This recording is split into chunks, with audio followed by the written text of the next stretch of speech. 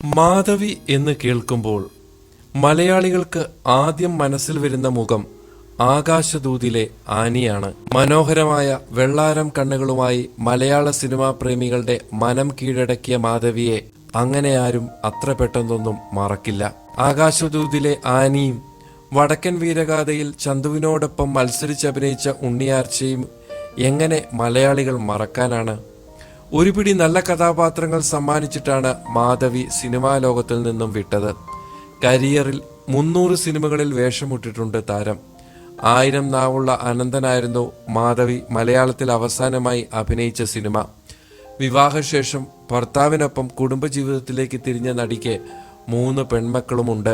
Ralph ശർമ്മയെ വിവാഹം ചെയ്ത ശേഷം അവർ ന്യൂജേഴ്സിയിലാണിപ്പോൾ ഉള്ളത്. അടുത്ത കാലത്ത് നടി പങ്കുവച്ച ചില ചിത്രങ്ങളാണിപ്പോൾ വൈറലായി മാറിയിരിക്കുന്നത്. ബിസിനസ്സുകാരനാണ് റാൽഫ് ശർമ്മ. ആഡംബര ജീവിതം നയിക്കുന്ന ഇവർക്ക് ഏകദേശം 400 ഏക്കറോളം സ്ഥലമാണ് അവിടെയുള്ളത്. ചില ദേശീയ മാധ്യമങ്ങളാണ് ഇടയ്ക്ക് ഈ റിപ്പോർട്ട് പുറത്തുവിട്ടത്. ന്യൂജേഴ്സിയിൽ തന്നെ ആഡംബര സൗധങ്ങളും ആഡംബര വാഹനങ്ങളും സ്വന്തമായി വിമാനവും താരത്തിനുണ്ട് എന്ന് റിപ്പോർട്ടുണ്ട്. കനക വിജയലക്ഷ്മി എന്നായിരുന്നു മാധവിയുടെ ശരിക്കുള്ള പേര്. ആന്ധ്രാപ്രദേശ് സ്വദേശിയായ മാധവി കന്നഡ, തമിഴ്, തെലുങ്ക്, ഹിന്ദി ഭാഷകളിൽ അഭിനയിച്ചിട്ടുണ്ട്. അങ്ങനെ മലയാളികൾക്കും ഏറെ പ്രിയപ്പെട്ടവളായി. ഒരിക്കൽ പോലും താരം മലയാളിയല്ല എന്നൊരു ഫീൽ ആർക്കും ഉണ്ടായിട്ടില്ല എന്നുള്ളതാണ് സത്യം. ആകാശദൂത് സിനിമയിലെ അഭിനയം കാണുമ്പോൾ ആരാണ് അവർ മലയാളിയല്ല എന്ന് പറയുന്നത്?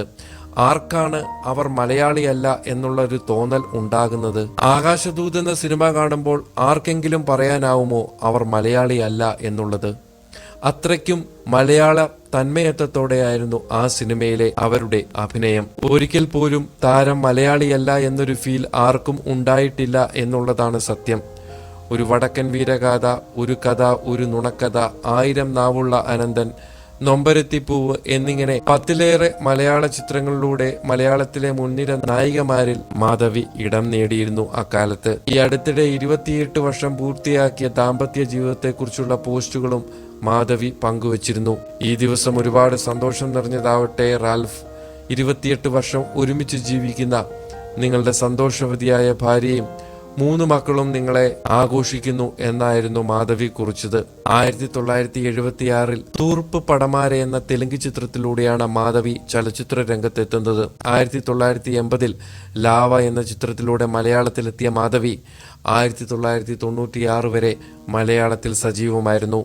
തന്റെ കുടുംബത്തിന്റെ ഗുരുവായ സ്വാമിരാമ ഗുരുവിന്റെ നിർദ്ദേശപ്രകാരമാണ് ഇന്ത്യയിലും ജർമ്മനിയിലും വേരുകളുള്ള റാൽഫ് ശർമ്മയെ നടി വിവാഹം കഴിക്കുന്നത്. 1995 മാധവിയും റാൽഫും പരസ്പരം കണ്ടുമുട്ടി. 1996 ഫെബ്രുവരി 14 ഇവരുടെ വിവാഹം. വിവാഹത്തോടെ ഇവർ സിനിമാ ജീവിതം അവസാനിപ്പിച്ചു. മാധവിയെക്കുറിച്ചുള്ള ഈ വീഡിയോ നിങ്ങൾക്ക് ഇഷ്ടമായെങ്കിൽ നിങ്ങൾ ഈ ചാനൽ സബ്സ്ക്രൈബ് ചെയ്യാൻ മറക്കരുത്. ഇഷ്ടമായെങ്കിൽ ഈ വീഡിയോ ഒന്ന് ഷെയർ ചെയ്യുക. അതുപോലെ ഈ ചാനൽ സബ്സ്ക്രൈബ് ചെയ്യാത്ത പ്രിയപ്പെട്ട സുഹൃത്തുക്കൾ ഈ ചാനൽ ഒന്ന് സബ്സ്ക്രൈബ് ചെയ്യുക കൂടെ ചെയ്യുക. അടുത്ത വീഡിയോയിൽ കാണാം. നന്ദി, നമസ്കാരം.